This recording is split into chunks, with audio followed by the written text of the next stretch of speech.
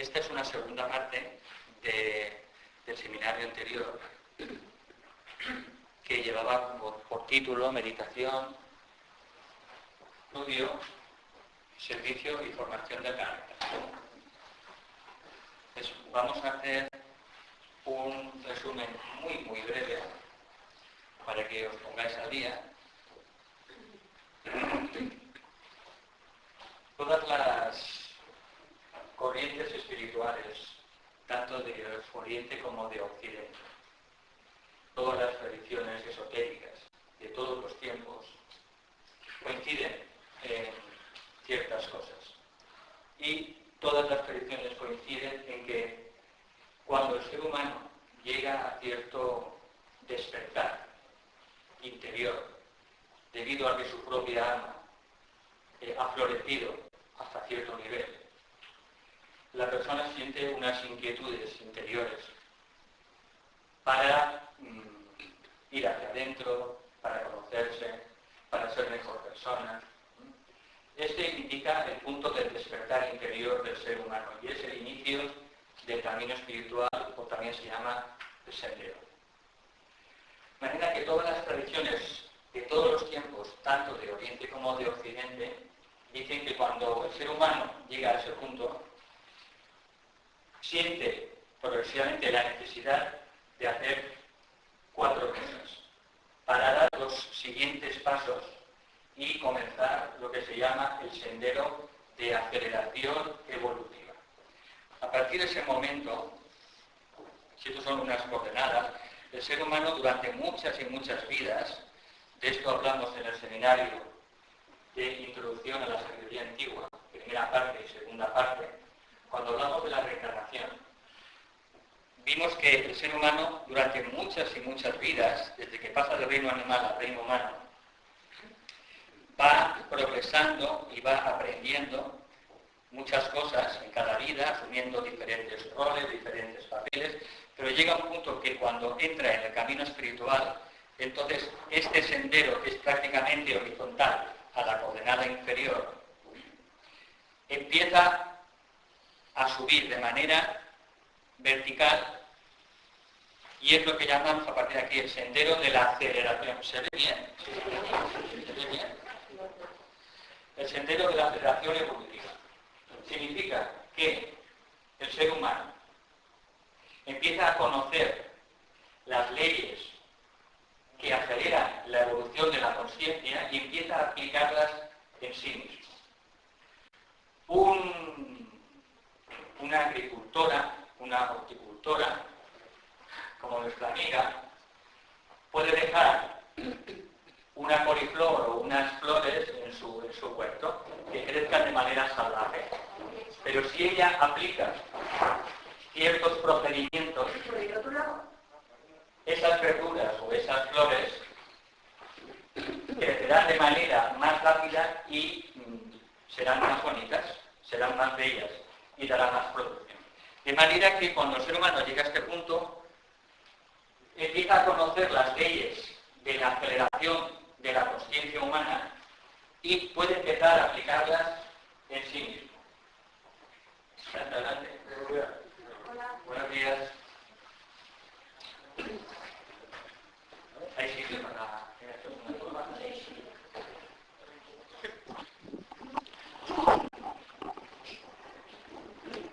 Bien, cuando el ser humano llega a este punto, siente en su interior que tiene que dar 4 pasos, tiene que hacer ciertas cosas.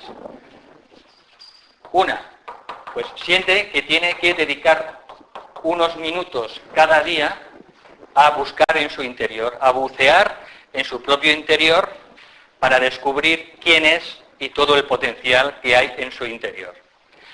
Todas las tradiciones dicen, el reino de Dios está en vuestro interior. Dios es lo más cercano, Dios está más cerca que tus propias manos y que tus propios pies. Está en tu corazón. De manera que todas las tradiciones dicen que todo aquello que ansiamos y buscamos está en nuestro interior. Que no tenemos que buscar tanto en el exterior. Que todo lo que buscamos y ansiamos en la vida, todo lo más grande, está dentro de nosotros. y aquellos seres que llamamos los iniciados, los discípulos o los santos en todas las tradiciones, son seres humanos que han dado la vuelta a su conciencia y han empezado también a buscar en su interior. Esto es lo que se llama meditación. Luego, uno siente que tiene que dedicarle cada día pues unos minutos al estudio y dimos claves para obtener el mayor beneficio del estudio espiritual. No es lo mismo estudiar o leer un bestseller, una novela, que estudiar el Nuevo Testamento, estudiar el Corán, estudiar el Bhagavad Gita, que estudiar Luz en el Sendero, a los pies del Maestro. Cada libro tiene una energía, una vibración que es afín a la evolución espiritual del autor. De manera que cuando uno empieza a estudiar determinados libros sagrados, la vibración de su mente empieza a subir y a ser cada vez más fina, más sutil, más espiritual. Por eso cada día se recomienda que dediquemos ciertos minutos, 10, 15 minutos, a estudiar libros sagrados o libros de índole esotérico que han sido revelados en los últimos siglos por discípulos de los maestros. Hay ciertos libros que se sabe que han sido revelados por aquellos grandes seres, hombres y mujeres que han alcanzado la perfección humana y que llamamos maestros o mahatmas en Oriente. Al final del siglo XIX, la jerarquía, que se llama, o la Gran Fraternidad Blanca, que es este grupo de hombres y mujeres que han alcanzado la perfección humana, o también se le llaman maestros ascendidos, lo digo para que uso diversas terminologías para que todos nos pongamos de acuerdo, pues ellos han ido inspirando desde el siglo XIX esta sabiduría, que es la sabiduría acumulada durante miles y miles de años y que es accesible a cualquier ser humano por sí mismo cuando alcanza el nivel espiritual. A esa sabiduría se le ha llamado también en todas las tradiciones de diferentes maneras. Se le ha llamado Gnosis, se le ha llamado Brahmavidya, se le ha llamado la sabiduría divina, se la llamó en el siglo XIX Teosofía. Ha tomado diferentes nombres, pero es la sabiduría que alcanza un ser humano sobre los misterios del hombre, de Dios y sobre la naturaleza y el cosmos, y que puede acceder a ellos a través de su propio interior. Esa sabiduría no está en ningún libro, está en nuestro propio interior, y cuando abrimos camino a esa sabiduría que está en nuestro propio ser interior, el ser humano empieza a contactar con esa sabiduría divina, esa sabiduría de Dios, que es la que le produce la revelación de todos los secretos de la vida, de la naturaleza, del pasado del hombre, incluso del futuro. Y esto es lo que todos los maestros algunos maestros empezaron a transmitir en el siglo XIX a través de Blavatsky. Blavatsky fue la primera gran discípula que transmitió para Occidente todo ese conocimiento, esa sabiduría, a través de unos libros esencialmente que se llaman La Doctrina Secreta y también Isis sin velo. Varios maestros empezaron a transmitirle telepáticamente ese conocimiento como primera avanzada para que la humanidad, sobre todo los buscadores de la verdad, empezaran a entender todos esos misterios de la vida. Luego, sobre 1920, otra gran mujer, otra gran discípula, que fue Alice Bailey, también recibió telepáticamente de otro maestro de la jerarquía, conocido como el tibetano o el maestro Balkul, ese conocimiento para que fuera revelado al mundo. Durante 30 años Alice Bailey fue recibiendo telepáticamente esos libros, casi 26 o 27 libros, y en esos libros el maestro tibetano impartió enseñanza para la nueva era. Se habla sobre la astrología del futuro, la curación en la nueva era, se habla sobre prácticamente cualquier cosa.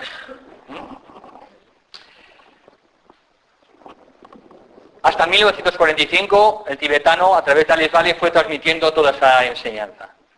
Luego ya También otra mujer, que fue Elena Roerich, también transmitió una serie de libros, también transmitidos por la jerarquía, que constituye lo que se llama la línea del Agni Yoga o del yoga del fuego. Entonces hay las hojas del Jardín de Moria, Agni, Corazón, Jerarquía, hay muchos libros. Mundo Ardiente, etcétera, etcétera. De manera que a través del estudio de todos esos libros espirituales y libros sagrados, pues vamos nosotros elevando la vibración paulatinamente de nuestra mente.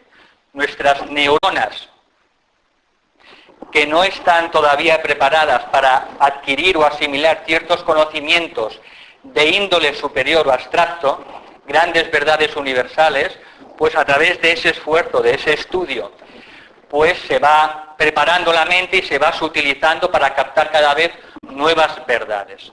De manera que el segundo punto es el estudio y también el autoestudio.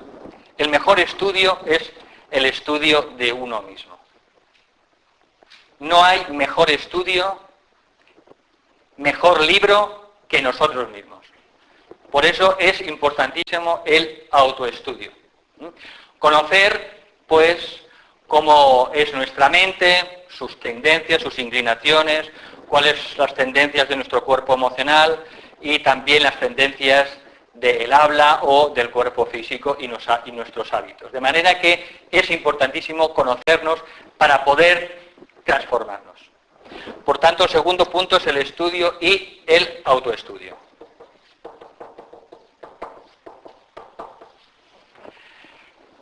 Luego, dentro de este triángulo con el punto en medio, tenemos la formación del carácter.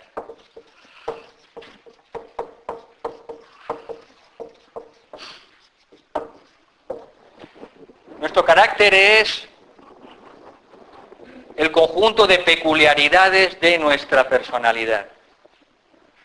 Es el conjunto de peculiaridades a nivel mental, a nivel emocional y a nivel etérico y físico. Es lo que somos en el mundo físico, es lo que ven otras personas. Es el conjunto de cualidades, defectos, virtudes, limitaciones, es todo eso. Y eso es el carácter.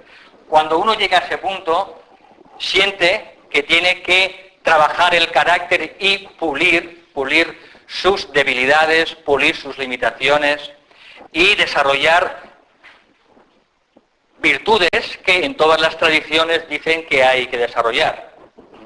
Entonces, en ese punto, el buscador de la verdad, en vez de estar pues fijándose en el vecino o en la vecina y ver los defectos que tiene, pues empieza a no fijarse tanto en la vecina y empieza a mirarse uno mismo.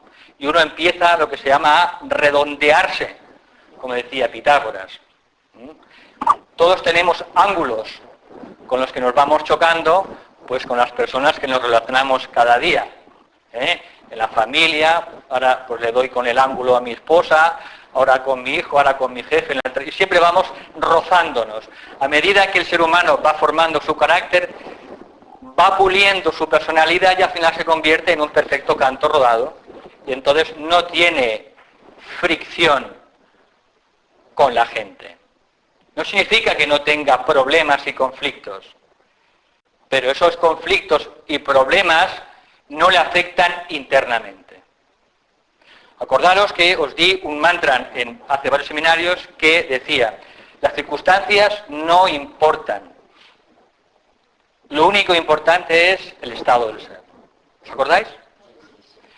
¿Por qué? Porque es que necesitamos recordar continuamente que no es lo que nos pasa en la vida lo importante, sino es cómo nos afecta cada situación de la vida.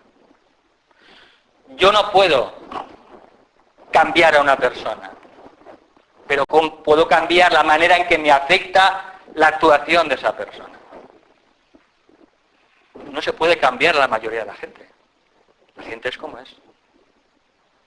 Intentar cambiar a la gente, eso es un espejismo. Lo que sí podemos controlar, porque está en nuestras manos, es cambiar nuestras reacciones. Por eso lo importante dentro del carácter es aprender a desarrollar esas habilidades para responder siempre de la manera más elevada posible. Y para eso, pues cada uno tiene las mejores circunstancias inimaginables, que son las circunstancias que vivimos cada día en la vida cotidiana. No tenemos que pensar en otras circunstancias especiales. Ya en la vida cotidiana tenemos ya las situaciones para poder reaccionar de una manera visceral, de una manera pasional, de una manera tosca o de una manera elevada, humana, de una manera bondadosa. De manera que uno ya tiene en su vida cotidiana todas las situaciones que necesita para pulir su carácter. Es que claro, si mi pareja fuera más espiritual, me entendería mejor. O si mi jefe fuera más comprensivo, pues me irían mejor las cosas, yo sería mejor. No, empieza tú a ser mejor. Empieza tú a reformar tu carácter. Empieza a ser tú más comprensivo. Ten mayor buena voluntad. Perdona. Y entonces, poco a poco, el mundo externo cambia. Si tú cambias, el exterior cambia. Claro, esto teóricamente es muy bonito. Esto es la frase típica de los libros de autoayuda, pero luego eso hay que validarlo en la vida cotidiana. ¿De acuerdo? Sobre todo en nuestro entorno más inmediato, porque yo en mi grupo soy un ser muy espiritual, porque me veo con ellos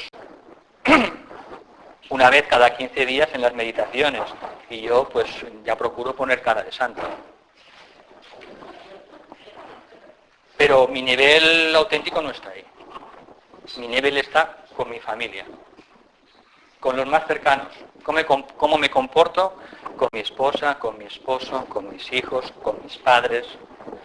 Ahí yo realmente puedo ver quién soy y cuáles son mis debilidades, mis virtudes, mis puntos fuertes. Ahí es donde se puede ver. Por tanto, llega un punto en que uno siente que tiene que, si quiere seguir progresando en ese camino espiritual de desenvolvimiento de la conciencia y de todo lo que llevamos dentro, de esas cualidades divinas, tiene también que empezar a remangarse y empezar a trabajar su carácter. Y por último, el cuarto punto en todas las tradiciones es lo que se llama el servicio.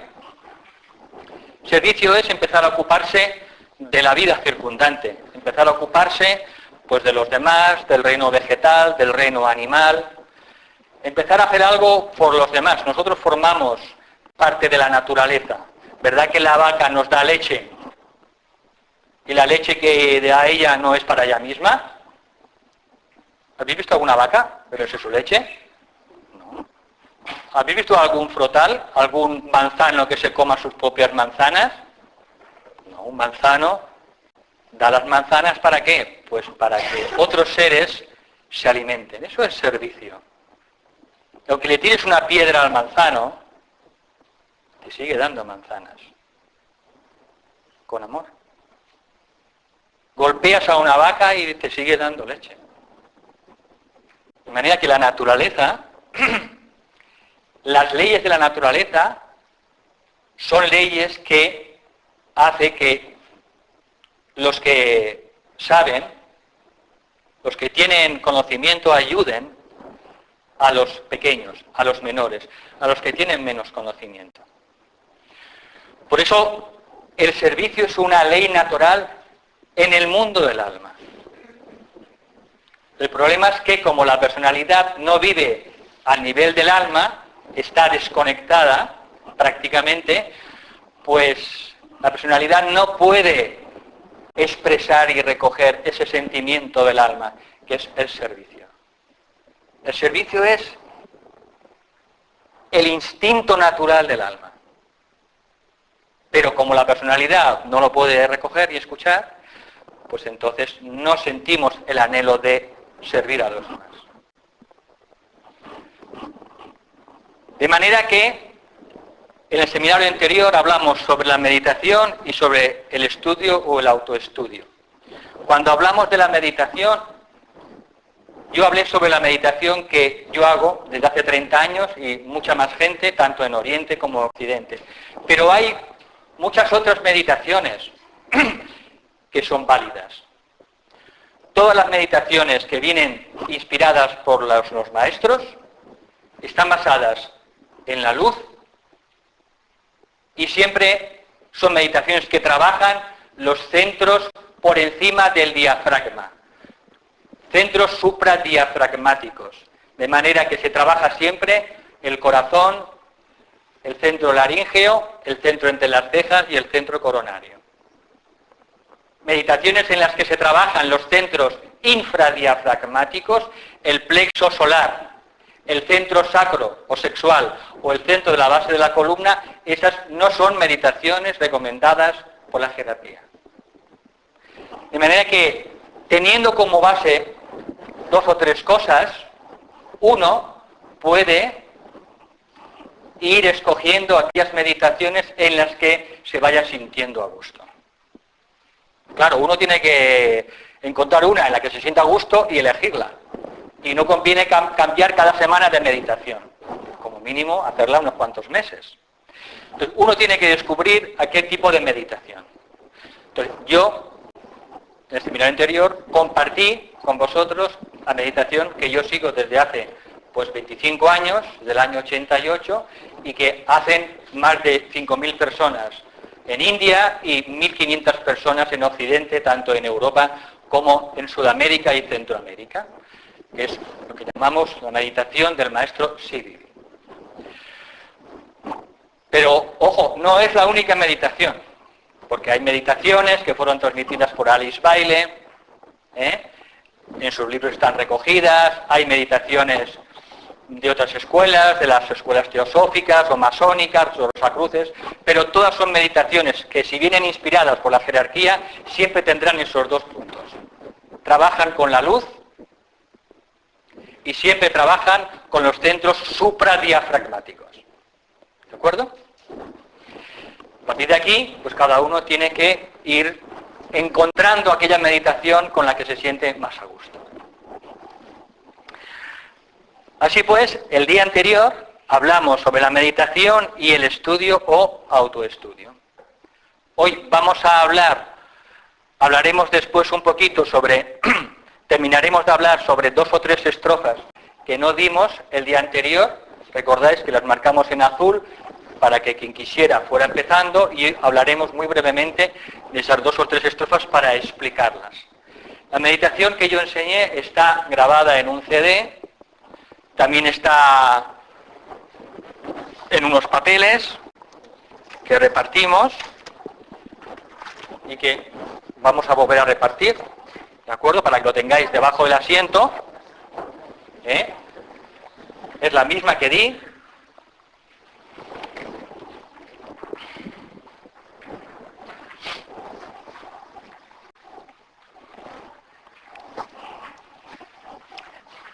Y hoy, mañana, vamos a hablar, dando algunas sugerencias sobre lo que es la formación del carácter y el servicio. ¿De acuerdo? Con eso completaremos estas 4 etapas que lo que hacen es ayudar a todo buscador a seguir adelante por el camino espiritual.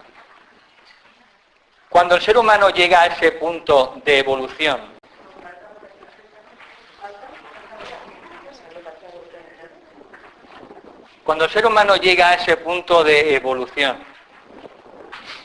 en el que en su interior despierta esa llama jamás se apagará.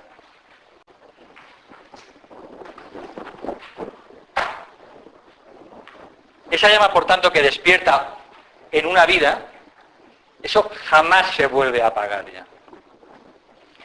Ya no hay marcha atrás. Lo digo para que lo sepáis.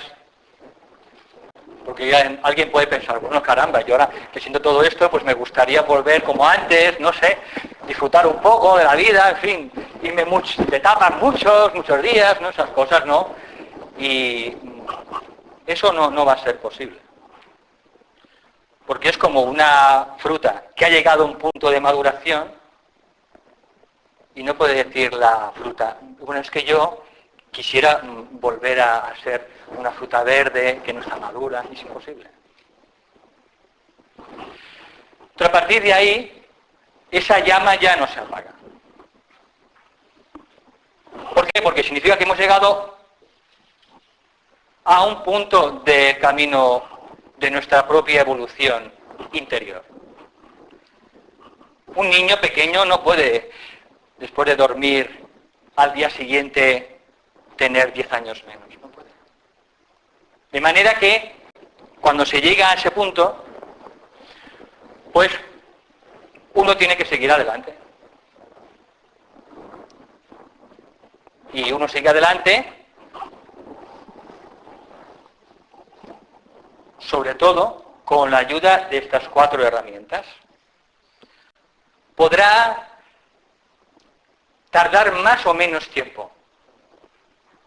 Podrá tardar incluso alguna vida.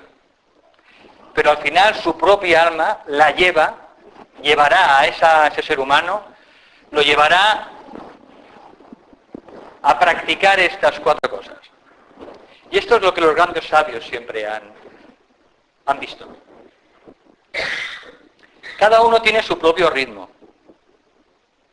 Hay almas más adelantadas, almas menos adelantadas, hay almas más fuertes, hay almas menos fuertes, y cada uno tiene su propio ritmo.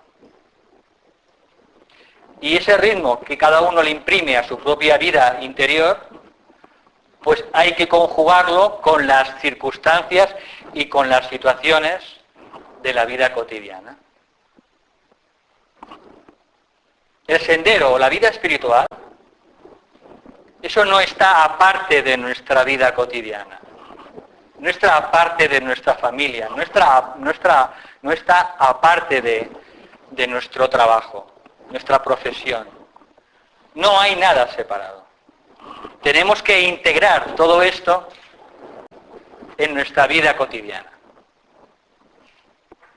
Porque justamente es el campo de actuación de nuestra propia alma, donde nos han puesto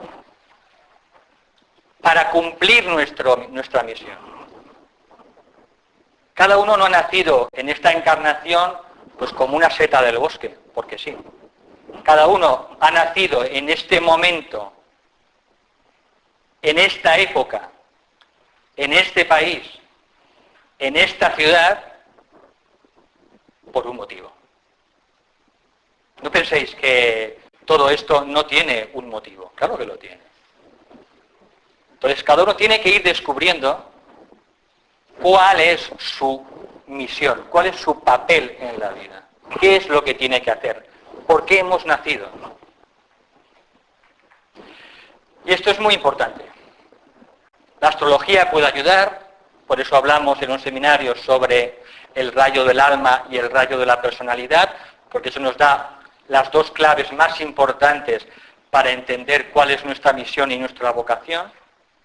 ¿Os acordáis? Los que estuvisteis. De manera que tenemos que ir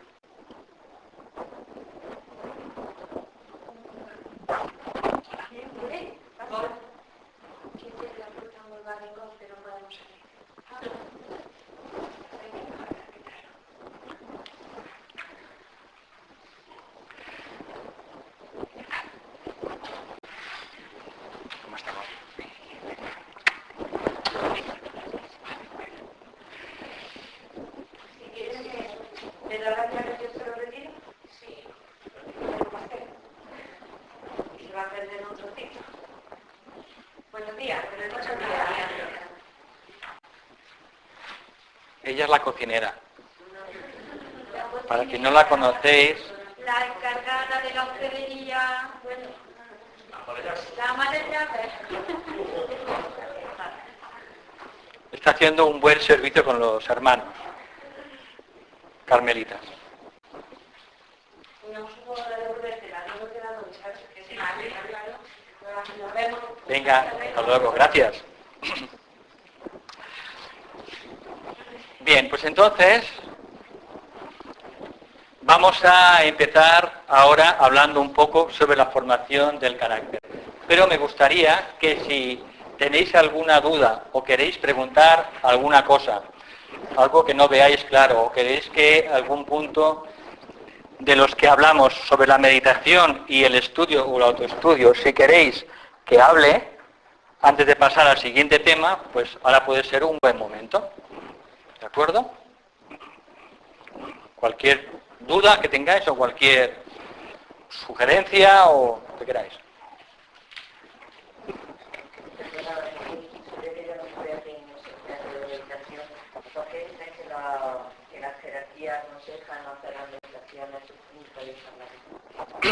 Sí, porque los centros infradiafragmáticos tienen relación directa con lo que es la personalidad humana, con lo que es el cuerpo mental, el cuerpo emocional y el cuerpo etérico y físico. La personalidad, como sabéis, es el instrumento o el vehículo que utiliza temporalmente durante un tiempo nuestra alma, que es inmortal, para adquirir experiencias en los tres mundos inferiores al suyo. El alma se construye ese cuerpo con la ayuda de los devas, se construye un cuerpo mental, un cuerpo emocional y un cuerpo etérico y físico.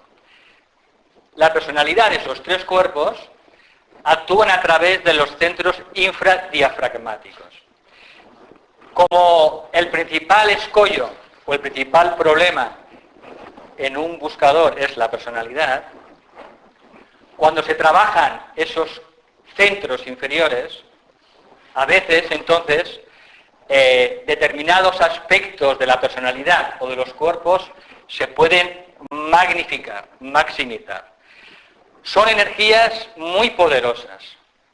Los psicólogos que trabajan con el campo emocional, con el campo del inconsciente, saben las tremendas fuerzas que hay dentro del inconsciente y el subconsciente. Y eso es el campo emocional. De manera que trabajar con esos centros puede activar en determinado momento, por hacer ciertas cosas, por desconocimiento, y podemos encontrarnos con un problema grave. Por eso, como el alma trabaja con los centros superiores, no existe ningún peligro cuando se trabaja con el centro del corazón, con el laringeo, con el centro agna y con el centro coronario. Se dice que solamente un buscador debería trabajar con los centros inferiores cuando tiene a su lado un maestro que es clarividente y que puede ver lo que está pasando en los tres mundos, viendo las fuerzas que se están moviendo. Como ese no es el caso de la mayoría de los aspirantes, lo más seguro es trabajar con los centros superiores. Trabajando con ellos, focalizándose en ellos, nunca tendremos ningún problema. Con los centros inferiores, a lo mejor no tenemos ningún problema o tendremos algún gran problema. Por eso te recomiendan trabajar con lo seguro. ¿De acuerdo? No es que no se puedan trabajar con los centros inferiores, pero aconsejan, por seguridad, trabajar con los superiores. ¿De acuerdo?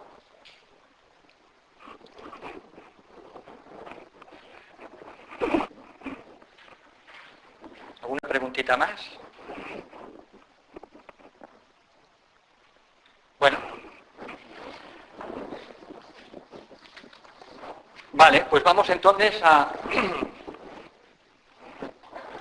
hablar un poco sobre la formación del carácter. ¿Y la explicación que quedaba de la meditación la vamos viendo? Sí, ya la iremos viendo.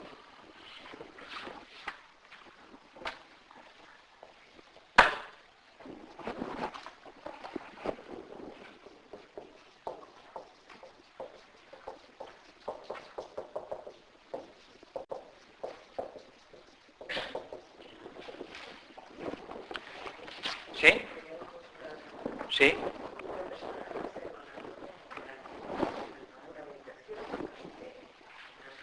Es una visualización. ¿Trabajáis en los centros inferiores? Visualizando. ¿Trabajáis con la respiración? Bueno, entonces tenéis que ver si en esas reuniones, en esas meditaciones, hay gente que a lo mejor sale con problemas de sobreestimulación o sale con algún problema. Tenéis que ver.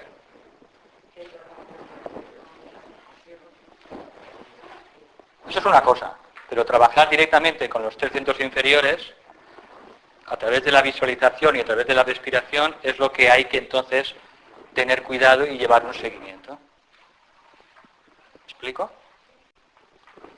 Entonces, ir viendo si hay gente que después de la reunión tiene problemas, sobre todo de sobreestimulación, gente que puede salir excitado de la reunión. Siempre después de cualquier meditación grupal, la persona lo que tiene que salir es con un sentimiento de quietud, de sosiego, de paz interior, de calma, de ecuanimidad. Si sale una persona excitada, ahí estamos trabajando con un centro inferior, evidentemente. O sale nerviosa, porque eso estamos trabajando con la personalidad. Entonces tenéis que verlo. ¿De acuerdo? Entonces, depende cómo trabaje el grupo. ¿Me explico? Pero en principio, si es con un grupo de buena voluntad que lo hace para ayudar a la gente y, bueno, en principio ese grupo también tiene protección. La idea es de estar aquí ahora, de ocupar el sitio que corresponde, por eso se hace la clase. Pero claro, para anclarse pues se hace... ¿Y luego qué hacemos con ella? Pues Cuando recibimos el poder, ¿qué hacemos?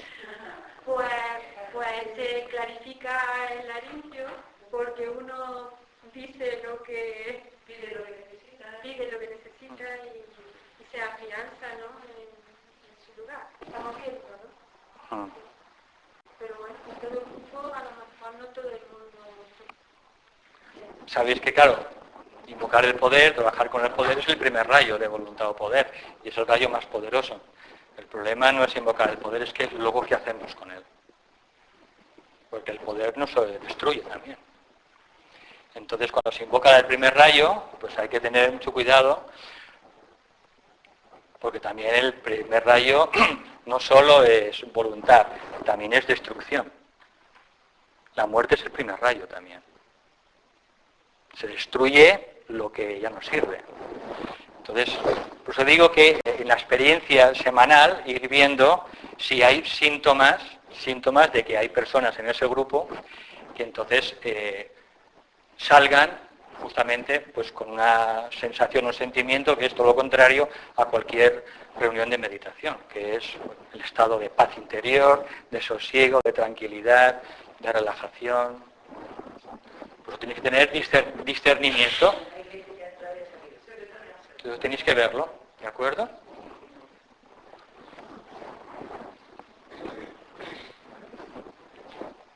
También, sobre todo, en las prácticas con los grupos hay que tener también mucho cuidado con la respiración.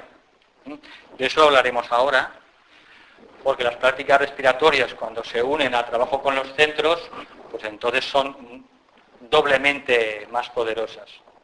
Pues hay que tener cuidado, ¿no?, cuando se trabaja con los centros y con la respiración. ¿De acuerdo? Por eso he dicho que como medida de seguridad, los maestros dicen que trabajemos del corazón hacia arriba. ¿Me explico?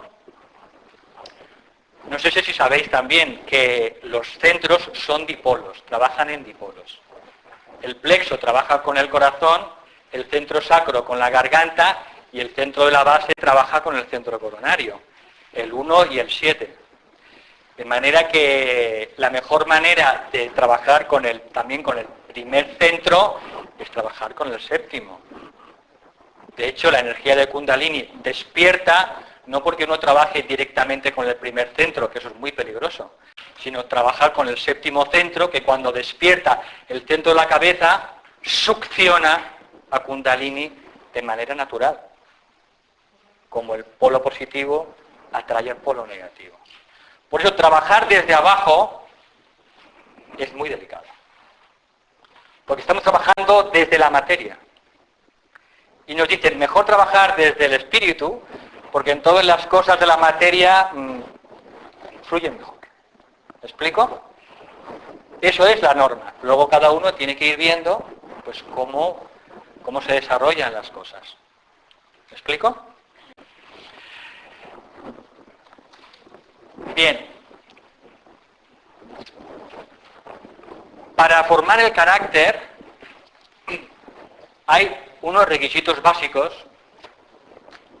que también todas las tradiciones dicen, porque si no es un espejismo, intentar decir, bueno, voy a cambiar mi carácter, mejorar mi carácter, pero sigo dejando que mis cuerpos, la mente, las emociones, el cuerpo físico y etérico vayan por donde quieran, pues eso no funciona. El carácter no cambia. Por eso todas las tradiciones hablan de que es importante la pureza del cuerpo físico-etérico, el control de las emociones, control, no represión, luego veremos las diferencias, y luego la estabilidad mental. Estos son los requisitos básicos para empezar a formar y construir un carácter con unos buenos cimientos. Un edificio, si no tiene buenos cimientos, sabéis lo que pasa, al final se cae. ¿Qué significa pureza del cuerpo o refinamiento del cuerpo?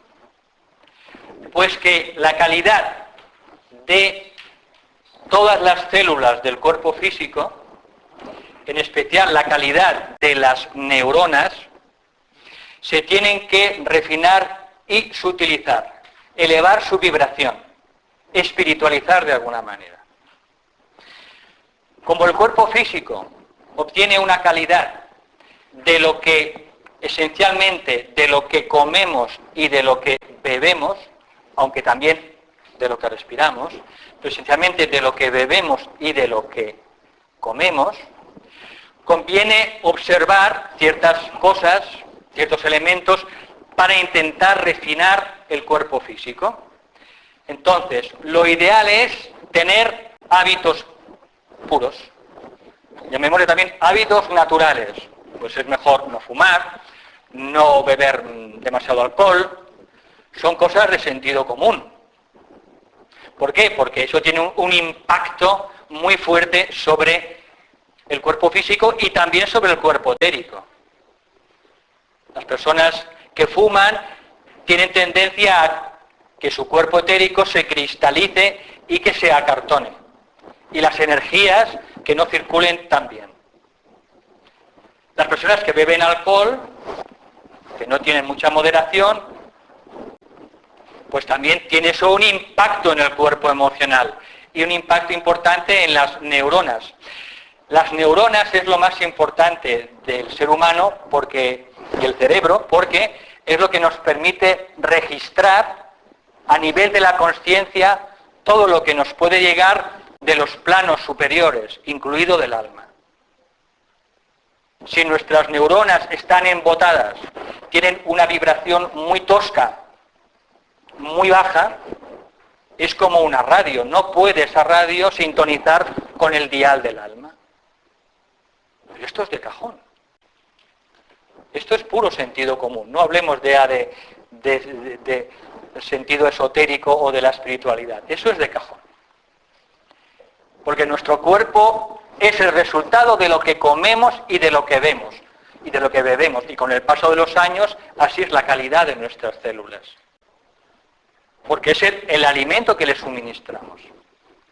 Por tanto, hábitos puros. Alimentos puros. ¿Qué significa? Pues en lo máximo posible tomar vegetales, evidentemente. Vegetales, hortalizas, sobre todo cereales integrales, procurar tomar alimentos que han sido expuestos al sol, que han crecido a la luz del sol, porque son ricos en biofotones y eso nos da mucha vitalidad, mucha vida. Procurar alimentarnos lo menos posible de alimentos muertos. Si tomamos vida, tendremos más vitalidad. Si solo nos alimentamos de alimentos muertos, pues eso nos dará muy poca vitalidad. Por tanto, alimentos vegetales, sobre todo irradiados por el sol, frutas, verduras, abundante agua para eliminar los residuos. Hay gente que dice, no, es que yo soy vegetariano, y le preguntas, ¿y cuánta agua bebes? Ah, pues bebo al día 1/4 de litro de agua. No, tú mismo haces que no elimines todas las toxinas. ¿Es que acaso lo que nos estamos comiendo, si no es del huerto ecológico de la compañera, lo que compramos por ahí está todo lleno de químicos? Por tanto, necesitamos depurar y limpiar el organismo. Por tanto, abundante agua, mínimo 1,5 litros, todo el mundo. Según la OMS, un niño de 10 años tiene que tomar 1,5 litros de agua. Agua. No vale el café con leche, no valen los zumos de Tetrabric, Pero eso son reglas naturales de naturopatía. ¿De acuerdo? De manera que reglas... Ahora me están oyendo, están bebiendo agua. Muy bien. Gracias por recordármelo. Dime. ¿Y los fármacos Los fármacos son una fuente importantísima de intoxicación para el organismo. Eso también de alguna manera hace que los fármacos alopáticos, hablamos de fármacos alopáticos, no de plantas medicinales, no hablamos de flores de Bach, no hablamos de homeopatía, no hablamos de ayurveda, aceites, no. Hablamos de fármacos alopáticos que lo que hacen es ir lentamente intoxicando y envenenando nuestro organismo. Y esto tenemos que saberlo. Todo tiene consecuencias. Y esto tenemos que saberlo. Todo en la vida tiene una consecuencia. No hay nada que hagamos que no tenga una consecuencia. Y tenemos que pensar aquello que hacemos o aquello que tomamos si tiene consecuencias. De manera que si yo utilizo un champú químico o un gel que está hecho solo de químicos, eso en 2 minutos pasa a la sangre. No creéis que porque os pongáis el champú y a los 2 minutos o 3 minutos o 5 os lavéis la cabeza, eso desaparece. No, eso pasa a la sangre en 2 minutos. Por los capilares sanguíneos.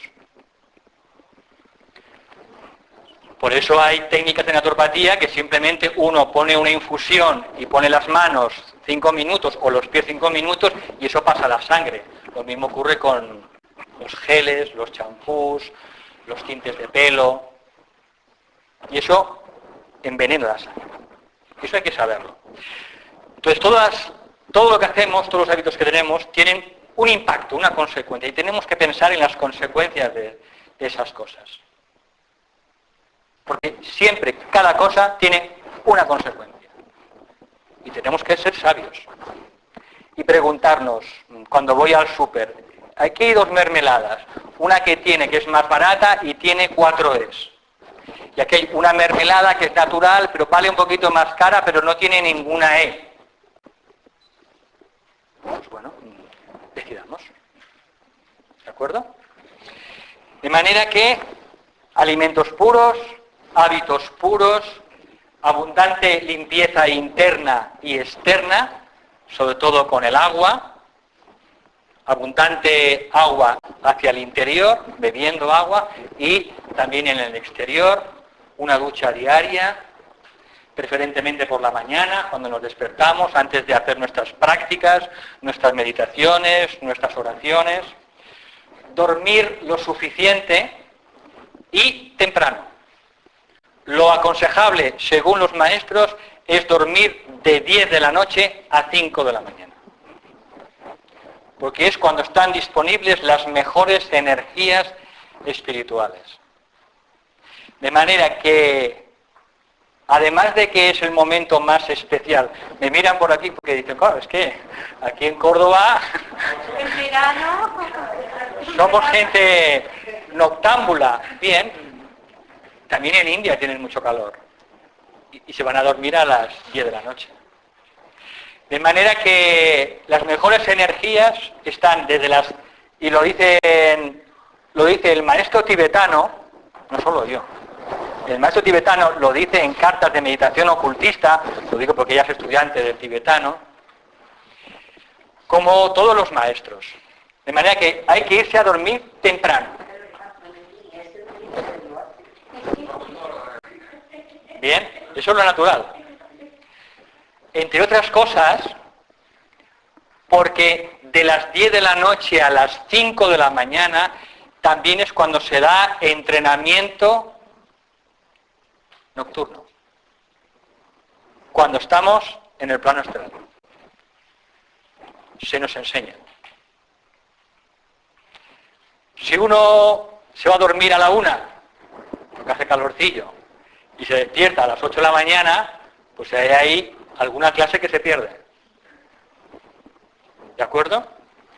Pues eso tiene implicaciones importantes lo de irse a dormir temprano. No solo también para la salud,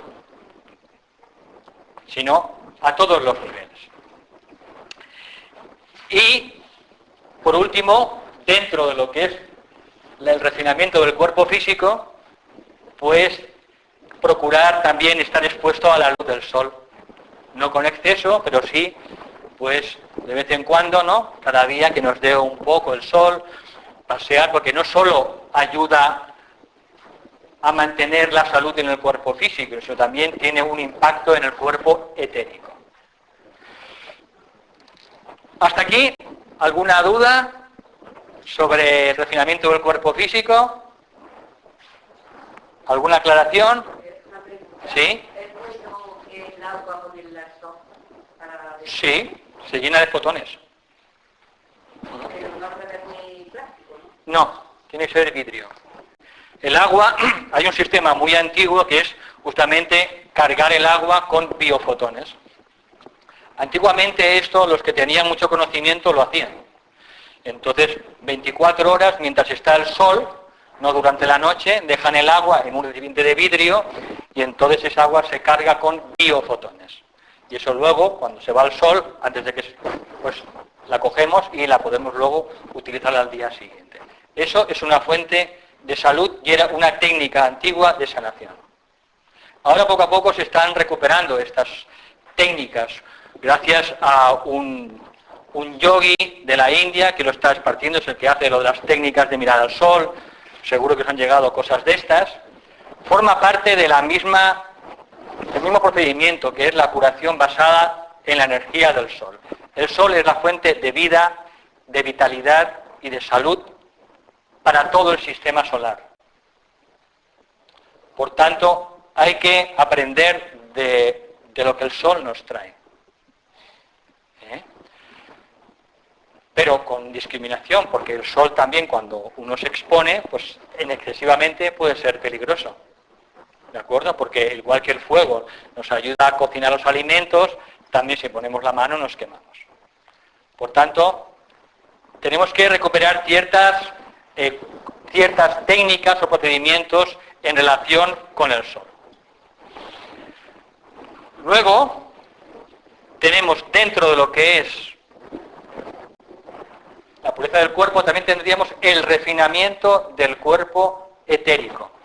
Sabéis que al cuerpo físico tiene como dos niveles, tienen como dos cuerpos.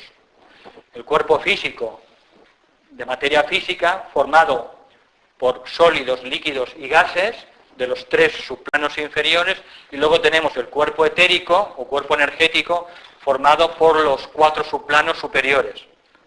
El etérico, superetérico, subatómico y atómico. Todos tenemos ese cuerpo etérico.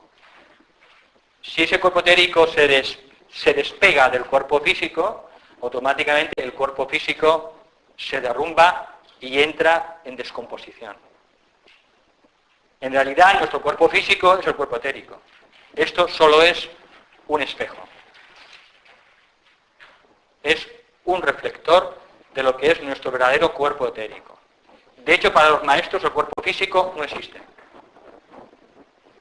Ellos, el cuerpo físico es el cuerpo etérico de un ser humano. Por eso no se considera ni un principio en la vida espiritual. Solo es un reflector de lo que está pasando en el cuerpo etérico, en el cuerpo emocional y en el cuerpo mental y en el alma. Eso es lo que refleja el cuerpo físico. Pero no tiene vida propia. En el momento que el cuerpo etérico se despega, el cuerpo físico se desintegra y se descompone. Porque no tiene vida propia. Entonces el cuerpo etérico también se puede refinar y de hecho tenemos que ayudarlo a refinar en el camino espiritual. ¿Cómo? Bueno, pues a través de cierta exposición al sol, protegiéndolo del frío. El frío es una noxa, es decir, es un desencadenante importante de enfermedades, porque afecta el frío al cuerpo etérico, produce congestión, y a partir de ahí bloqueo de la energía etérica. Por tanto hay que tener cuidado con el frío. Y también se refina el cuerpo etérico a través de la respiración. El cuerpo etérico se revitaliza y crece a través de la respiración. El único ejercicio también avalado por la jerarquía sobre el tema respiratorio a fin de refinar y fortalecer el cuerpo etérico es lo que se llama la respiración profunda, que consiste en una respiración profunda, lenta, suave y uniforme. Significa que cada día deberíamos hacer algunos minutos de respiración profunda, lenta, suave y uniforme. ¿Qué significa? Pues respiración lenta, profunda, no superficial, clavicular, suave, no hacer ruidos rarísimos para que se despierte el vecino, suave y uniforme, de manera que tengamos un vaivén, ¿no?, entre la inhalación y la exhalación. Respiración lenta, profunda, suave y uniforme. Esto es un mantra que dio el maestro Sividi. Lenta, profunda, suave y uniforme. Entonces cada día podemos dedicar varios minutos a hacer este tipo de respiraciones. No hace falta que sea una hora. Puede ser simplemente 10 minutos, 5 minutos si no tenemos, pero intentemos integrarla dentro de nuestra actividad espiritual.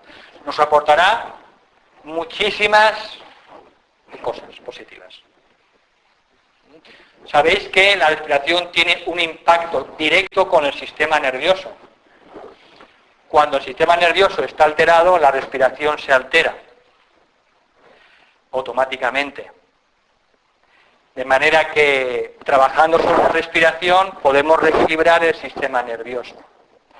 Por tanto, esta es la única respiración que está avalada por la jerarquía y hay otra respiración solo para cuando tengáis exceso de actividad, cuando estéis muy estresados, que es la respiración alterna, que es la de las dos fosas nasales.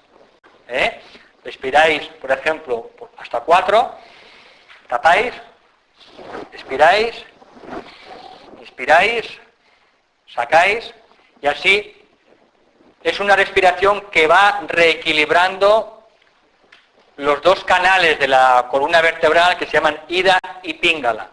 Son dos canales etéricos muy importantes junto con el canal central Sushumna, que lo que hace es equilibrar las energías solares y lunares, lo que es equilibra el parasimpático y el simpático. Por eso cuando tengamos nerviosismo, cuando tengamos estrés, cuando estemos alterados, cuando tengamos un poco de ansiedad, sí que podemos realizar sin peligro la respiración alterna. Varios minutos para reequilibrar de nuevo simpático y parasimpático. Esto en internet encontraréis la manera. A partir de aquí, trabajar con la respiración, mucho ojo, si no se tiene un maestro al lado que esté viendo lo que está pasando en los tres mundos. La regla general. Luego cada uno, pues que haga sus pinitos. Pero cuidado, porque hoy en día hay técnicas muy poderosas respiratorias, como se hacen en Kundalini Yoga o en otros sistemas, que luego tienen que venir a nuestras consultas para que los reparemos. Porque pueden producir los ejercicios respiratorios la rasgadura de la tela etérica. La tela etérica, el cuerpo etérico, tiene una tela que lo separa del cuerpo físico y de los cuerpos también superiores. Por eso ahora mismo aquí nosotros no vemos muchas cosas del plano astral, del plano emocional, que muchas veces o muchas de estas experiencias pueden ser desagradables. Y eso lo impide la trama etérica, porque es una protección. A través de las respiraciones se puede rasgar esa trama. Por eso el tema de la respiración es un tema muy, muy delicado y nos aconseja hacer experimentos de ningún tipo con ella. ¿De acuerdo? Porque podríamos, sin querer, rasgar la trama etérica, tener fugas de energía, a partir de ahí desvitalizarnos continuamente, porque es como un jersey que se ha deshilachado, y a través de ese agujero del jersey etérico empezamos a desangrarnos energéticamente las 24 horas. Y a partir de la persona, pues tiene cansancio crónico, fibromialgia, tiene miles de cosas, ¿de acuerdo? La persona ya no levanta cabeza. Por eso, el tema de la respiración es muy delicado, ¿de acuerdo?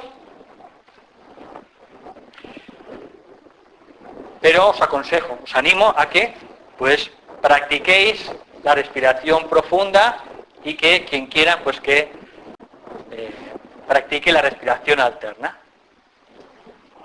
¿Alguna pregunta hasta aquí? La respiración alterna sí osa. ¿Inspira 4, para 4 y posa o no? Solo inspira y expira. Es mejor no hacer grandes pausas o retenciones. ¿Me explico? Cada uno tiene que llevar un ritmo cómodo, pero es mejor no hacer retenciones. ¿De acuerdo? Porque las retenciones pueden tener también un impacto profundo dentro de nuestro sistema. Entonces, simplemente inspiráis, expiráis, pero no hacer grandes retenciones, no hacer retenciones, por seguridad. ¿De acuerdo?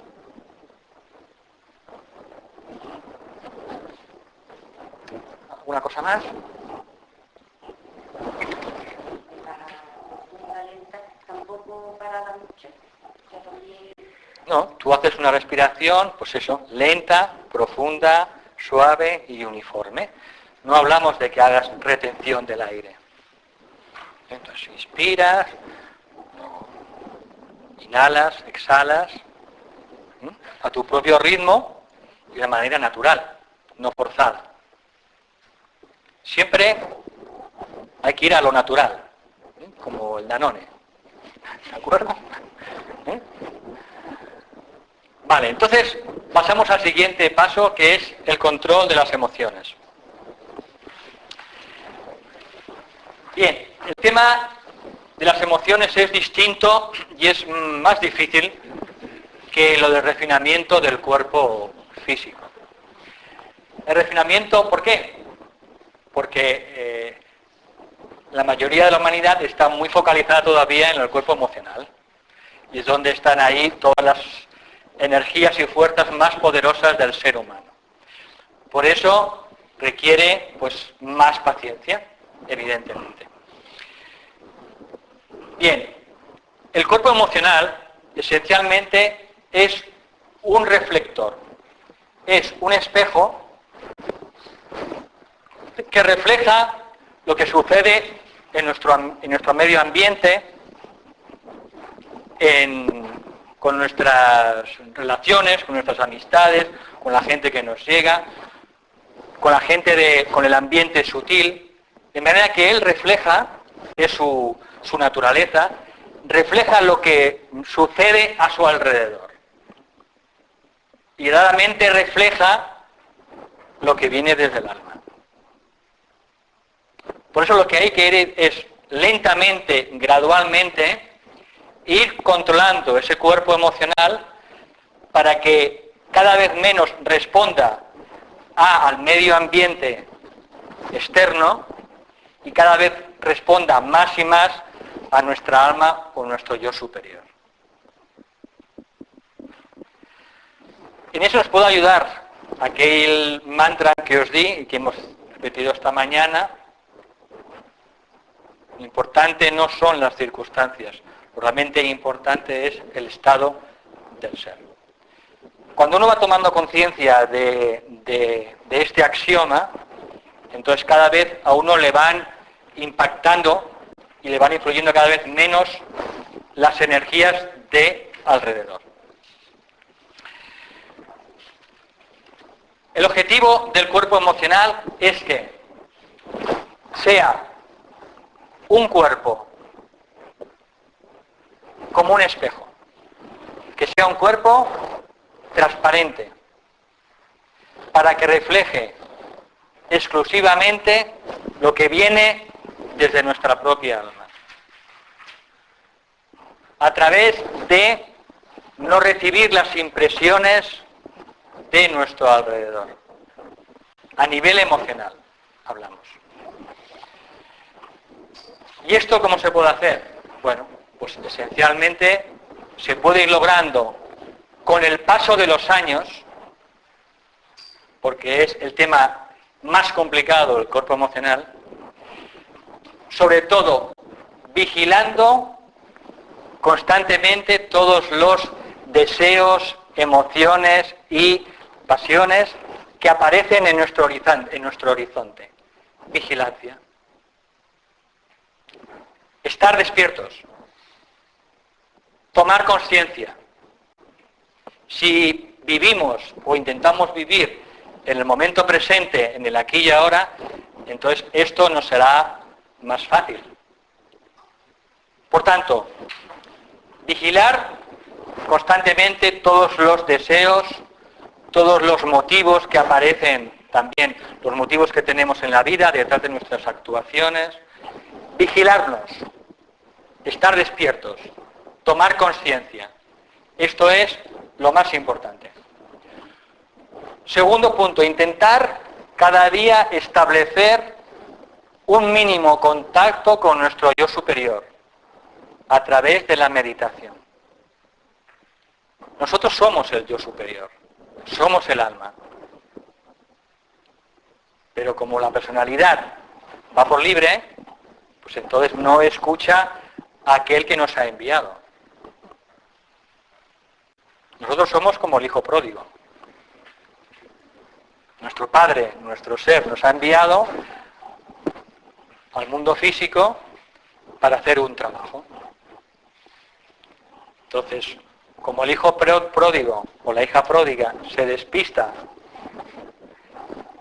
y ya no sabe ni por dónde va, pues entonces tiene que venir de nuevo en algún momento el padre o la madre para reconducirnos y recordarnos cuál es nuestra misión. De manera que para acordarnos de que somos el alma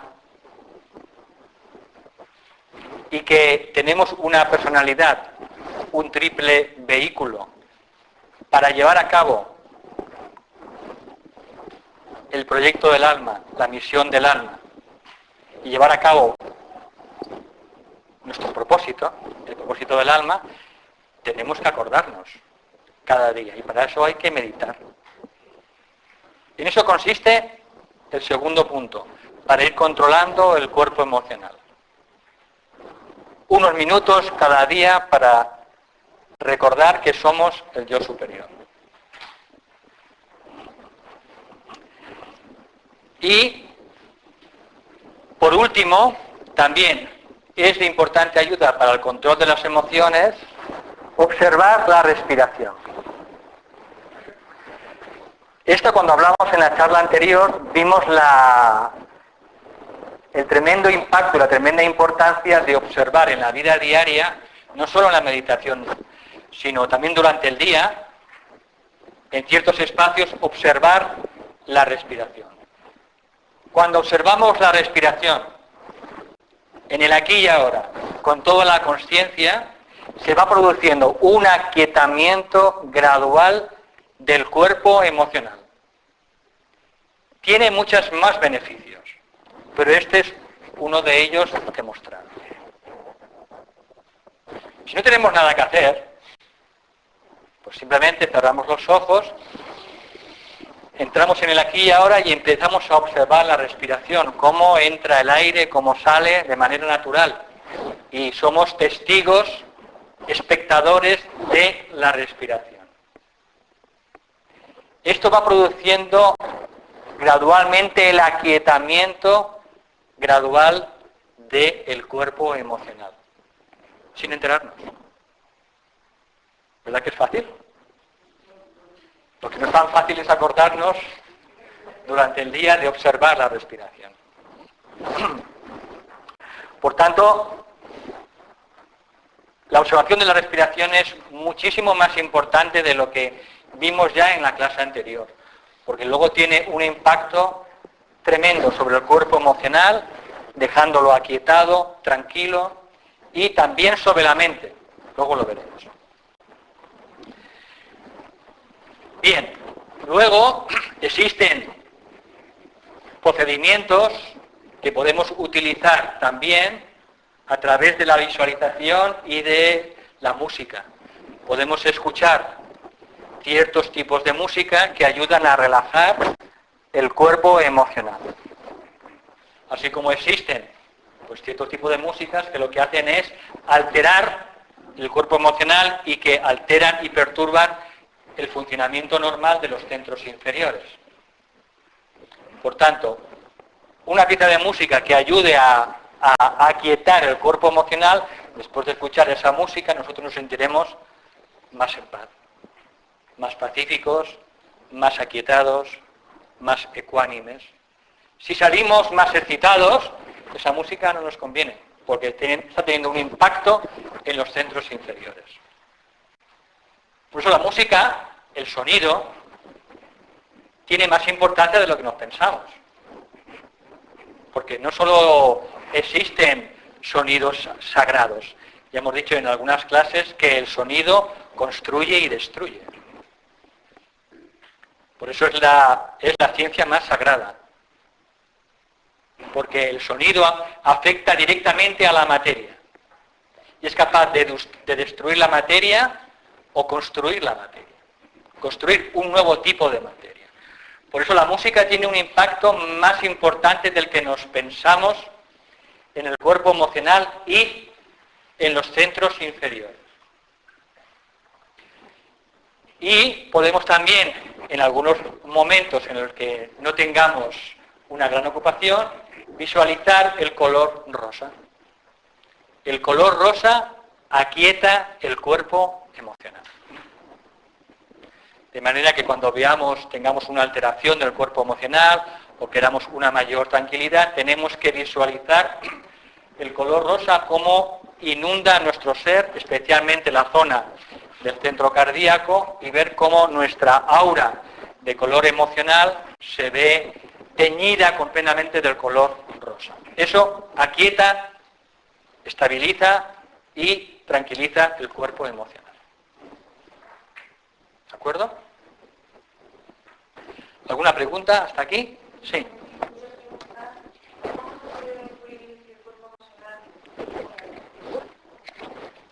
Los miedos. Bien. Primero, tomando conciencia, lo que hemos dicho, vigilar constantemente de las cosas que están pasando por nuestro horizonte, por nuestro campo de consciencia. Entonces, ser consciente de a qué cosas tenemos miedo. No tenemos miedo a todo, tenemos miedo a ciertas situaciones.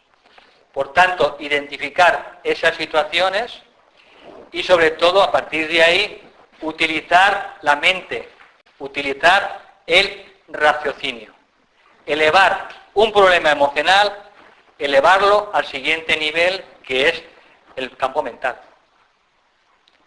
A través de la discriminación, la reflexión sobre ese miedo, esa energía emocional, poco a poco, ese miedo se irá lentamente transformando. Básicamente es subir la polarización de la consciencia, del mundo emocional al mundo mental. Desde el mundo emocional no se puede transformar una emoción. Hay que transformarla desde el siguiente nivel. Así como un problema mental, un espejismo, una ilusión, un prejuicio mental, no se puede trabajar desde el propio nivel mental. Eso hay que trabajarlo desde el nivel superior, que es el nivel del alma. Siempre, cada nivel se transforma desde el nivel superior. Por tanto, un problema físico y etérico muchas veces y generalmente tiene su causa en un problema emocional. Un problema emocional tiene su causa y su solución en nivel mental. Y un problema, algo a nivel mental, se soluciona desde el nivel del alma. Entonces, básicamente, ese es el trabajo, subir de polarización. Y luego hay técnicas menores, puedes ir a psicólogos o psicólogas, ¿no?, que te puedan echar una mano, pero básicamente es una energía que uno tiene la capacidad para ir transmutando. Igual que la has creado, pues le puedes quitar la energía. Igual que le estás dando energía, le puedes sustraer la energía. Normalmente lo que hacemos cuando algo nos da miedo es huimos de esa situación. Pues con esa polarización mental y enfrentándote progresivamente y lentamente a esa situación, llega un punto que vencerás el miedo. Por eso dicen, si algo te da miedo, la única manera de vencerlo es hacerlo. Con un acercamiento paulatino y gradual, una exposición gradual. ¿De acuerdo? Porque cuando nos retiramos de una situación que nos da miedo, entonces la retroalimentamos. El miedo genera más miedo. Alimentamos esa emoción. ¿De acuerdo? Por eso tenemos que subir de nivel al nivel mental y exponernos gradualmente a esa situación. ¿De acuerdo? Sí. ¿Cómo? Las emociones pueden ser utilizadas como alimento del ser interior o alimento de nuestra conversión. Vamos a ver, no todas las emociones son idénticas. ¿De acuerdo? No todas las emociones son idénticas. Hay emociones de tipo superior y emociones de tipo medio o de tipo inferior. Igual que en el plano astral hay 7 subplanos. Entonces, lo que hay que intentar es recibir, sobre todo, y trabajar y desplegar las emociones de tipo superior, que tienen mucho que ver con el aspecto búdico. ¿De acuerdo? El plano astral y el plano búdico, por encima de la mente, tienen una conexión. Por eso, a través de las cualidades del plano búdico, las cualidades del amor, las cualidades del corazón, podemos recibir emociones de tipo superior que irán transformando el cuerpo emocional para que vaya vibrando cada vez en octavas superiores. Por tanto, hay que cultivar emociones superiores. Pues por eso, los sentimientos de devoción, los sentimientos de amor impersonal, todo tipo de sentimientos emocionales de tipo superior. Por tanto, eso nos ayuda a ir transformando lentamente las emociones de tipo inferior o de vibración inferior en emociones de vibración superior. No son todas iguales, gracias por el comentario, y eso forma parte del trabajo de cada día. Por eso en las meditaciones se intenta también integrar emociones de tipo superior o de tipo más elevada. Por ejemplo, en la meditación que yo hago, ¿no?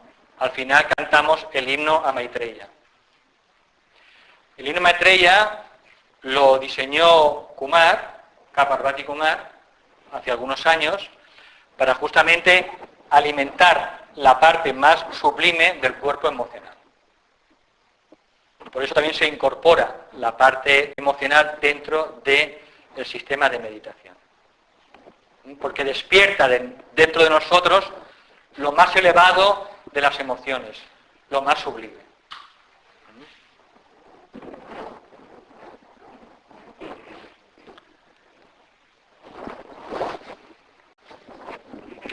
¿Qué más? ¿Alguna pregunta más? ¿A qué hora haremos el descanso, Paqui?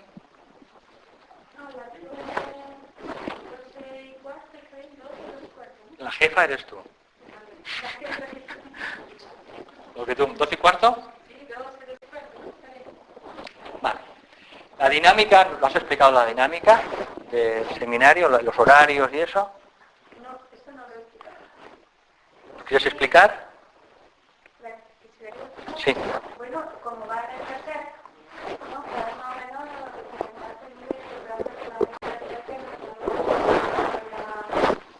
la expresión al seminario. Lo que sí me gustaría es, aunque estamos en plural, pues a las 12:15, ¿no? Ya después de 2 horas, ¿no? Que no sé, también disfrutar algo ligerito para desahogarnos un poco. Y enseguida pues abordar. Para la comida más pesada tenemos una digestión. A las 4:30. A las 4:30 podemos dar un paseo, si se permite, ¿no? Dar un paseo, sentarnos. Este lugar es un lugar sagrado en Córdoba. No sé si lo habéis notado. Es un lugar sagrado. Entonces conviene pasear por este lugar. Hay unos árboles preciosos, muy grandes, de árboles, y no las... Es la montaña lo sagrado. Que como muchos de los grandes místicos también eran videntes, vieron que ciertos lugares o ciertas montañas eran sagradas. Y entonces allí plantaron las ermitas o las iglesias. Pero no es que lo sagrado sea la iglesia o la ermita, es la montaña el lugar. Por eso en estos lugares conviene pasear en silencio. Si hablamos y hablamos y hablamos, pues no conectamos con las energías sagradas del lugar, ni con los devas del lugar. Entonces cuando se dé un paseo en una montaña sagrada, hay que procurar, pues mientras en ese paseo, estar en silencio. Luego, cuando acaba el paseo, tendremos oportunidad de hablar. Hay momentos para pasear con conciencia y momentos pues para hablar también. Por tanto, en este periodo yo os aconsejo que intentéis percibir las energías que hay en este lugar. Pues hacemos una parada a las 6, donde haremos una pequeña meditación, porque en este tiempo, pues, como no anda ahora, pues es un poquito la carretera en el sur. Bueno, que estáis invitados a la meditación de las 8 mañana y después comenzamos a las 10. La dinámica es la misma, solo que a las 1:30 ya paramos y ya quien quiera irse, pues se ve. O también se puede quedar En la comida, ¿no? Sí, en la comida. Hoy la comida sí es grupal, mañana, pues como hay domingo, muchas personas pues, tienen que compartirlo con la familia, elegir a la familia, entonces, pues...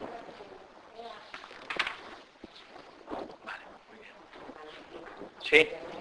Creo que la definición del diccionario sobre estrés es la respuesta del organismo cuando algo perturba nuestro equilibrio. Claro, eso puede perturbar pues, un montón de cosas. Entre ellas puede ser energética o de lo que sea, de otro tipo de vibraciones. Entonces, eso como se somática, ¿no? O psicosomática, no se diera. El organismo tiene una señal, una especie de alarma que responde con esa situación un poco incontrolable momentáneamente, ¿no? Y así, ¿no? Entonces, hay alguna recetita así para el momento, que porque claro, si tienes que hacer todos los pasos, no hay una respuesta momentánea para parar esa receta somática, yo creo. Sí. Entonces, ¿cómo se puede atajar eso momentáneamente? El estrés es un efecto de cómo vemos o interpretamos una situación y interpretamos que esa situación es peligrosa para nosotros. Entonces, eso hace que entonces se desencadenen cascadas de movimientos endocrinos, de neurotransmisores, pero es porque estamos interpretando una situación y interpretamos que eso tiene un peligro para nosotros. Pero no siempre así, porque Sí. no creo que sea cuestión de ver o de interpretar de algo que se somatiza, que en un momento tiene reacciones endocrinas, o sea, reacciones como si dijéramos hormonales o de cualquier tipo, y no da tiempo ni a ver, ni a interpretar, ni a pensar. Es algo que se desencadena en un momento, luego responde a otro tipo de cuestiones, pues os digo, energéticas o de cualquier otro tipo, que se encadenan. Normalmente son situaciones físicas, pero hay personas que son muy sensitivas, a lo mejor que es lo que tú quieres decir, que son muy sensitivas y que pueden, digamos, percibir o sentir ciertas energías o fuerzas del lugar que no son físicas, pero también está reaccionando, interpretando que eso es peligroso para ella. No, siempre es, digamos, un nivel de interpretación. Cuando uno es capaz de cambiar, digamos, la interpretación, el estrés desaparece. Pero si soy de ser incluso un proceso tipo de proceso mental, es algo que en un momento, igual que tienes frío, por ejemplo, tienes calor, el frío al calor no es en la mente, es algo que produce frío o te produce calor, ¿no? Entonces te quitas ropa, te la pones, o sea, pues igual hay sensaciones que no da tiempo a elaborar el proceso mental, si es una sensación física o primaria, consideramos definitiva, ¿no? Entonces no siempre está el proceso de elaboración mental de peligroso, ¿no? Eso es instantáneo. El estrés responde a lo que es, digamos, la reacción de agresión o huida. Y eso es un instinto primario del cerebro reptil, y eso puede ser una experiencia física o una experiencia psíquica. Pero es siempre entra la interpretación. Interpretamos esa situación como peligrosa para nosotras. Que esa experiencia se ha podido gestar en la infancia. Hay estudios hechos, sobre la glándula pineal, que en teoría la tenemos apropiada, y entonces quien no la tiene tan apropiada, pues puede ser que eso es el normal cerebro reptiliano ese o cosa, pues parece ser que percibe ese otro tipo de energía. Por eso digo que son cosas ya de secreciones hormonales o otras. Bueno, pues esa visión que dice de la infancia. No, que puede ser que determinadas experiencias se hayan localizado en su momento, que no han sido procesadas, no hemos podido digerirlas, y eso forma parte del inconsciente. Pero que sepáis que los miedos se procesan no en la glándula pineal, sino en el plexo solar. Es la emoción básica del plano astral y del plexo solar. Porque del diafragma para arriba solo son energías del alma. Entonces el miedo es la emoción básica y es una de las cosas que tiene que superar todo aspirante y todo buscador en su camino espiritual. Tiene que enfrentarse al miedo, tiene que superar el miedo a cosas físicas o cosas psíquicas. Lo del triángulo de radiación que dijiste es una práctica para... Sí. Tiene una triángulo de radiación, un momento, yo lo hago, Sí. por la calle empiezo a hacer el triángulo de radiación. Pero lo que te decía, eso que si, ya que lo define también el diccionario de la Real Academia, cuestión física, pues que de alguna manera manera de centrarse que no seamos nuestros propios procesos mentales, voy a hacer triángulo de radiación, o voy a hacer la meditación, o voy a hacer la respiración. No, básicamente ya lo he dicho antes, cualquier problema emocional, su solución está en el nivel mental. No hay atajos. A través de el raciocinio no hay atajos. Y eso lleva años. Lleva años. Y muchas de estas emociones, como el miedo, pues muchas veces son emociones no procesadas de la infancia. Incluso a veces intrauterinas. Digamos que hay muchas cosas que se instalan en el cerebro reptil y eso no sabemos ni cuándo pasó, ni por qué pasó, pero claro, un niño vive la vida o vive las situaciones diferentes a un adulto.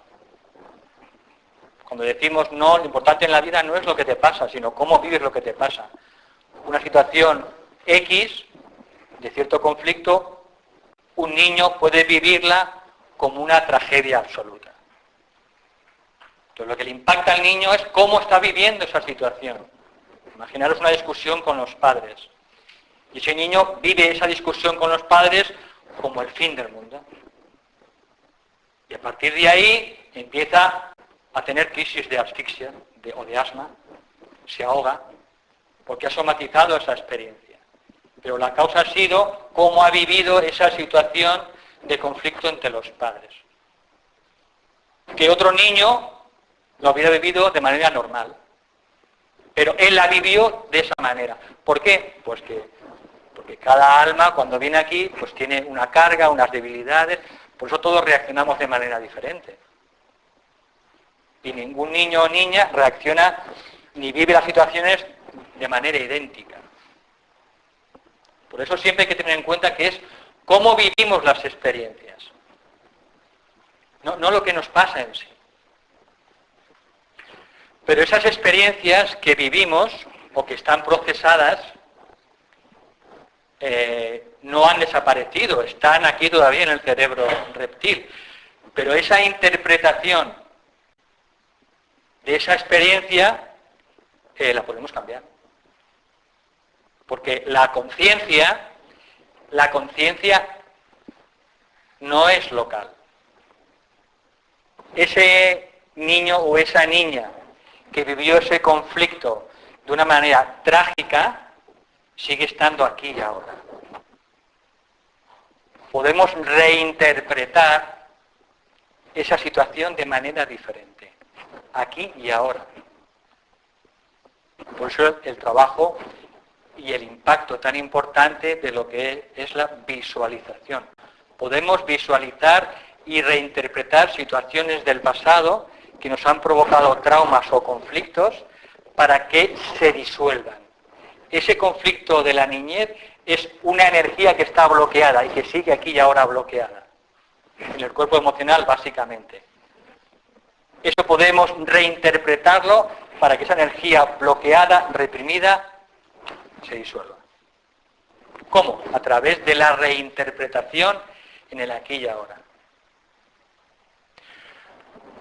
Por eso es el trabajo con la consciencia, como ya hemos dicho otras veces, lo más importante. El trabajo con la consciencia es lo que permite superar muchos problemas, muchas enfermedades, muchos traumas, muchos conflictos. Acordaros de el triángulo que vimos, la pirámide, de la materia, la información, la energía, la información y la consciencia. De manera que cada problema se puede trabajar y superar desde un nivel superior. Pero trabajando con la consciencia podemos trabajar en la mayoría de los niveles inferiores. Trabajo con la información, problemas con la información en el organismo, trabajo con las energías, bloqueo con las energías y trabajo con la materia. Por eso, lo más avanzado dentro de lo que es la sanación es el trabajo con la consciencia. ¿Por qué hay personas que tienen un cáncer y tienen una remisión espontánea? Y eso no se lo explican los médicos. Pero a ver, hay un porcentaje de remisiones espontáneas. Se han hecho estudios de esas personas que tienen remisiones espontáneas y la mayoría, casi la totalidad de esas personas han tenido un cambio de conciencia en su vida. Y eso ha producido una cascada de cambios y de eventos capaces de curar todas las informaciones erróneas, todas las energías equivocadas o bloqueadas y transformar la materia haciendo que la metástasis desaparezca. Por tanto, el trabajo más importante es el trabajo con la consciencia. Hemos dicho que el reino de Dios está en nuestro interior. Entonces, tenemos esa vía, que es nuestra propia consciencia. Tenemos que aprender a utilizarla. Hay un maestro que dice, vosotros sois dioses y diosas que soñáis que sois hombres y mujeres. Por tanto, tenemos que desarrollar esas habilidades que llevamos dentro.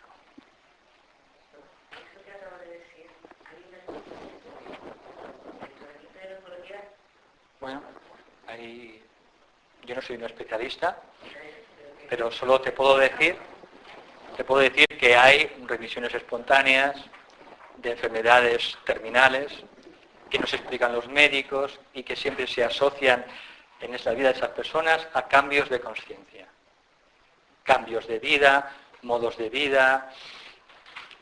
Cuando esa persona hace ese cambio de vida, introduce un cambio importante en su vida personal, la enfermedad desaparece. Sí, lo que ella, yo creo que lo que quiere decir es cómo una persona no se acerca del tratamiento de estas personas y a otros no se le administra nada y hace muchísimo. ¿Cómo lo que nosotros pensamos? Eso es la conciencia. La materia, la energía. Eso es la conciencia. Entonces tiene un impacto tremendo sobre el cuerpo. Y de eso va estos seminarios. Para cambiar nuestra conciencia. Hacer que se desbloquee. Que se libere de sus limitaciones.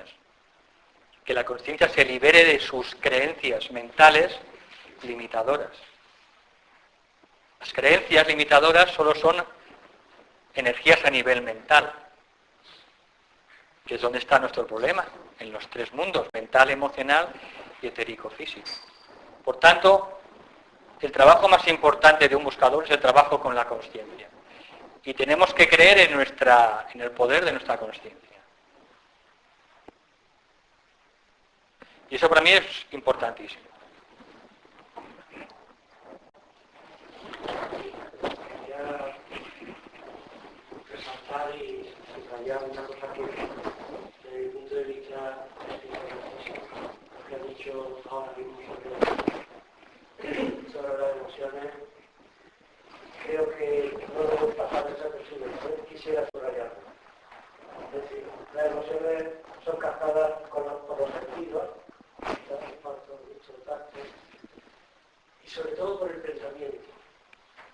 Es decir, que una situación que nos acontece, nosotros la interpretamos desde un punto de vista defensivo. Es decir, atacan nuestro instinto de conservación, atacan nuestro ser, pero nuestro ser egoico. Es decir, nuestra presencia aquí está avalada por nuestro cerebro que dice, tú existes porque tienes un yo, una identidad. Y esa identidad, por lo que te acaba de pasar, a esfera de juicio, te da con necesidad de que te defienda. Y tú has dicho una palabra clave, que es reinterpretar lo que nos ha pasado. Pero ya no lo que nos pasó con el ejemplo que has puesto, que es fundamental. Dos padres discutiendo, y una criatura que tiene en esos padres toda su base, toda su existencia, poniendo en tela de juicio que si ellos fracasan, yo fracaso. Es decir, si ellos desaparecen como unidad a la que yo me puedo agarrar, yo desaparezco. Ahí se desencadena una emoción tan fuerte, porque ya el cerebro traduce eso en su aspecto constituyente, eso se va a quedar ahí.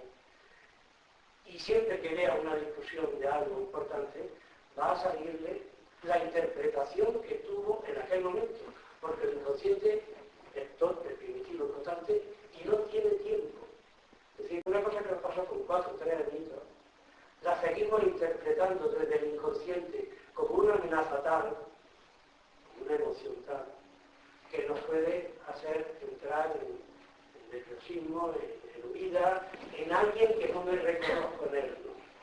Entonces tú acabas de decir, reinterpretemos desde la nueva conciencia, desde el ser que yo tengo que descubrir que soy, que no soy este ser que está hablando, sino este ser que está hablando es un momento que se me da entre que yo no nací y voy a morir, sino un momento que se me da en el tiempo para aumentar la riqueza del bien.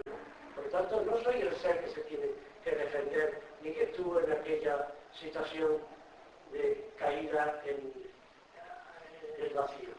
¿No? Soy un ser superior, que tengo que reencontrar en una experiencia nueva. ¿No?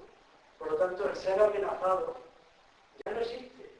Pero se acaban todas las patologías que tienen una base freudiana y tienen una base que nos señala para toda la vida, desde el momento en el que interpretamos, reinterpretamos el nuevo ser desde la nueva conciencia. Se acaban todas las patologías, lo digo como persona que está en la experiencia también personal y que escucha a otras personas. Y profesional. Sí, sí. Reinterpretar quiénes somos, qué nos pasó, y incluso esa reinterpretación puede y debe de ponerse en funcionamiento en cualquier momento. En cualquier momento. Yo ahora venía con prisa, es importante, y yo venía, pues con esa prisa yo no me deshacer. Entonces, en ese momento que yo venía subiendo la beca yo, no llegamos a tiempo, pero yo tengo que reinterpretar quién está perdiendo ahí. Va a entrar, te van a mirar todos, no, yo voy a entrar como un ser que por la circunstancia que sea, no va a llegar puntualísimamente, pero no eres el ser que tú crees que eres. Hay que reinterpretar ese ser y la situación que le está pasando a cada instante. Por tanto, las emociones pueden ser incluso una fuente de riqueza. No solamente una fuente de temor, ansiedad, miedo, no. Llega un momento, es lo que alimenta el alma desde mi punto de vista. Porque nos hace crecer desde el momento que nos tiene que hacer constantemente presente quién soy yo, quién quiero ser y qué quiero ser. Porque desde ese punto de vista las emociones son riquísimas o pueden ser destructivas.